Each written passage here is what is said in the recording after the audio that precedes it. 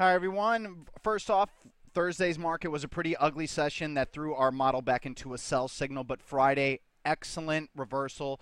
It's an inside day and it's only a start, but you know what? To not follow through with Thursday's breakdown is a big tell that we might want to rally higher. Do not forget that we're going into the most bullish period in a 2 year of a 4 year presidential cycle in its second year, fourth quarter, and one of the most bullish times in an 8 year presidential cycle, fourth quarter in the sixth term. But that doesn't happen till the end of this week. This upcoming week is the ninth worst week for the stock market. The week before is the worst week seasonally for the stock market going back to 1950.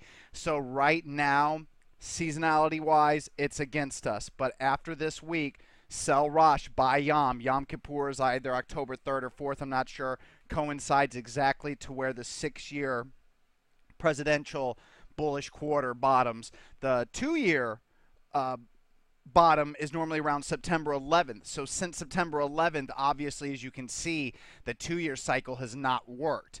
But still, we're going into October. If we're going to be bullish, we're getting to that period. You can see by looking at the oscillators here, we're getting oversold on the slow MACD, which is a good sign on a daily. NASDAQ's getting towards that level. New York Stock Exchange, same thing. S&P 500, same thing. Dow Jones Industrial Average, same thing. You can all see that we're trying to work off those overbought conditions. But still, we're nowhere near oversold, really, on a weekly on any of these indexes. Even the Russell 2000, as you can see, isn't to where it could be to be considered oversold with the MACD. And if you look at stochastics on a weekly, Wilder's RSI on a weekly, you can see that they're nowhere near oversold longer term. But short term, after this week, definitely we can start to see a rally again. The other good news is that normally 90% down volume days has been indicative of a short-term bottom. We got that on Thursday, and also, as you can see lately, whenever we break down below the 50, we don't always follow through. So to me, we're going to really want to watch the 200-day moving averages on these indexes. On top of that, we got some long signals. Facebook is going to be a 2.5% long signal based on a breakout to all-time highs, with the stock just showing extremely amazing relative strength compared to the overall market. This should have been a 50% sell back here. I'm embarrassed to say I sold it all off, now regretting it, but you know what?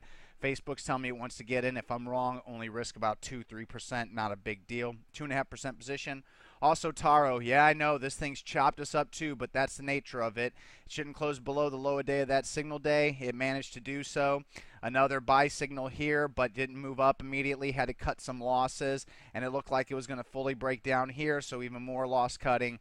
But now we're getting another add signal, and I just wouldn't fight this. It looks like the MACD is oversold. TSV has broken back above the recent downtrend line, and it looks like it's oversold. Stochastics looks good.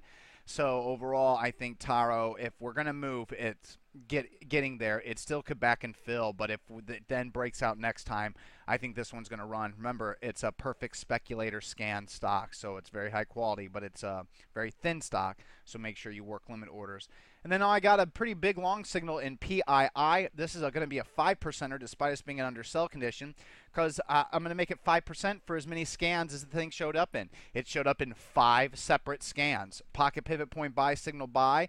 Technically, this here, I kind of thought that it was going to move from here maybe and here, but it didn't. But now we're getting a pocket pivot point buy signal to a breakout. And whenever I first look at this chart, I was stuck on a 2-day.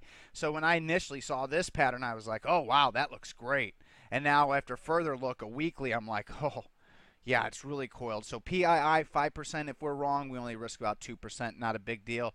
And the only cut loss position I really need to take is CBPO. It's closing at 52.64, which is right at the low a day of the signal day, 52.64. The close below the 20-day moving average means a 50% sell. If it would have closed at 52.63, I would still might not be cutting all of it because we're getting a little oversold on these oscillators, and if it has like another up day, it'll be a buy signal like its buddy RCPT, which showed up in the perfect speculator scan at the same time.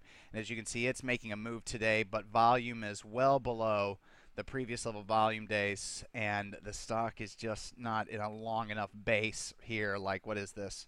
1, 2, 3, 4 days. It's 5th day breakout. So a little too risky for me. So anyway, as we go into the next week, keep an open mind. It should not be an up week, but after that, things should turn around. But still, more selling, further confirmation break below the 50-day moving average, and especially 200-day moving average. Look out below. Thank you.